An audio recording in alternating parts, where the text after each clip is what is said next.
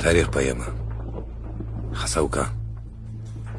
1828 жыл Россия ва Карачайдын араларында болгон Хасаука урушуну карап көрүп турган карт жырчыны бизге айткан хабары.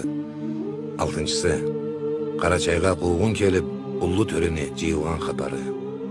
Таксачы атлы бөлөк иңири элге кирди, түзүллей келип түбөп, Олиге хабар берди. Би төрө куушул болуп, талайны алай турду, Олийим өргө туруп, оноун ачып урду.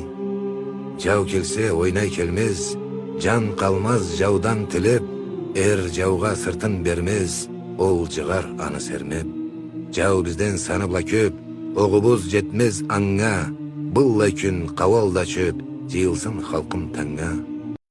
Жыйылсын улуу төрө, халк бирден оно этсин, бол десе болдум төрө, кой десе кул этсин. Халкыма жаным курман, анча жыл куллук эттим, бу келген улуу жаудан качмазга мен ант эттим. Эртенде Дауле Хакай сагайтты журтну элин, эй маржа деп Карачай жоклады бире-бирин. Би Чаңкай өздөн болуп, бөр кийген бүтөй келди, Карачай төрө куруп, боллукка салам берди. Биргелей намаз кылып, Карачай бирге турду, карт дебош алга чыгып, жашлага тилек курду. Карт саби калды алай, калганы аскер болду, анала үйдө жылай, бир мыдак булут озду.